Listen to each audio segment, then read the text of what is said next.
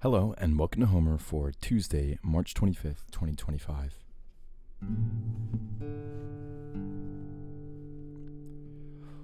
Sifathoi darapanta sakain ganon to see your pay. Muthanaga samenoi malaga carteros agora say. Don aranoi a sun dia otta swi sakayon. Opside de mete pepowen akatos Diomedes. Atreide kutiste wanaxandron agamemnon. Meopeles lisesta ja myomone pele iona. Moria dora di tusogen enore esti kaialos. Nuenau min polumalon egenories in nekas. Aletoi keinon mene aso mene keniesin. Kemene to te daute makese te hopo te kenmin. Tumos en i steftes dine noge kaite og sorsei.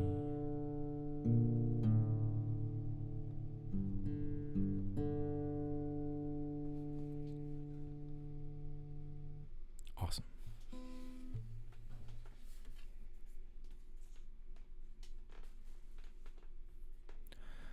All right, great. So spake he, and they all became hushed in silence, marveling at his words. Pantesakaneganon tasio pei, for full masterfully did he address their gathering. Malaga kataros agodeos say. Long time were they silent in their grief. Den danaioi in grief esan tetia otesui sakaion, suffering the sons of the Achaeans. But at length there spake among them Diomedes, good at the war cry, Boen agatos, and then Metee spoke, Opsedede, so after a while of lots of crying. He said, Most glorious son of Atreus, Agamemnon, king of men, would thou hadst never besought the peerless son of Peleus, nor offered countless gifts. Haughty is he even of himself, and now hast thou yet far more set in him amid haughtiness. Hod again o esti kaialos. Nu now min polumalon again nories in enekas, right?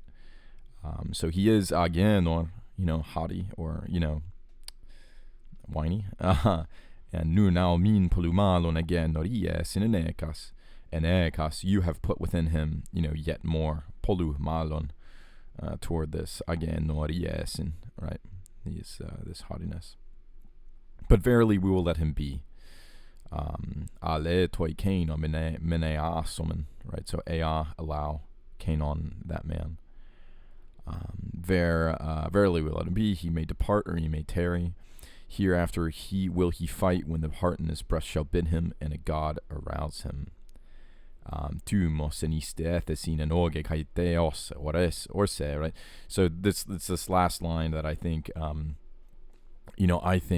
really wraps up. We still have more of Diomedes' speech to go, but I think it's very formal there's just so much in this, as far as, there's this word anoge, right?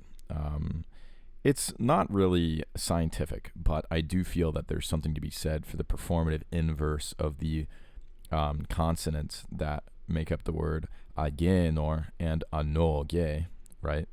So we both of them start with alpha. They first one ends in omega. The second one has omega on the second syllable. So anoge versus agenor, right? And then the nu and the gamma and the na and the ga are switched. So agenor and anoge, right? I think it's it's so that word is very poetic, I think, here. And then you have this, you have this behind, that sort of coloring is this wonderful grouping of three words each on the left and the right of anoge, tu mosenistethesin, right? So spirit in his chest, right? That is so much of what it means to be a warrior in Iliadic discourse and also war. So you have your spirit, and it's like the mind, and the mind goes in the body, and in your chest, right? In your chests, in your breasts, right? It's there physically. Tumos embodies so much, as we have seen, but it belongs somewhere, right? Functionally, and that functional spot seems to be in the chest. And on the other hand, so that's like tumos in chest, right? 3 words. And then kai theos orse, right? That seems to be the motivic function for the existence of the tumos and the existence of the body. And indeed, kai theos orse coming from ornumi, right? I think. Let's double check that. Coming from ornumi. Yes, ornumi, very good. To impel. A god impels one onward, right? Just such a great poetic line. Tu moseniste thesin anoge kai theos orse, right? Anoge kai theos orse, right? Tu moseniste thesin anoge kai theos orse, right? You can even hear with the, where the pitches are. Tu mos, we start tu mos, eniste thesin anoge kai theos orse, right? So there are 3 very specific acutes here, and they 3 sections that we just sort of broke down that sentence into.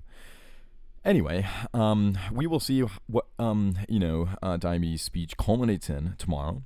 Thank you so much for listening, and I hope you have a wonderful day. Take care.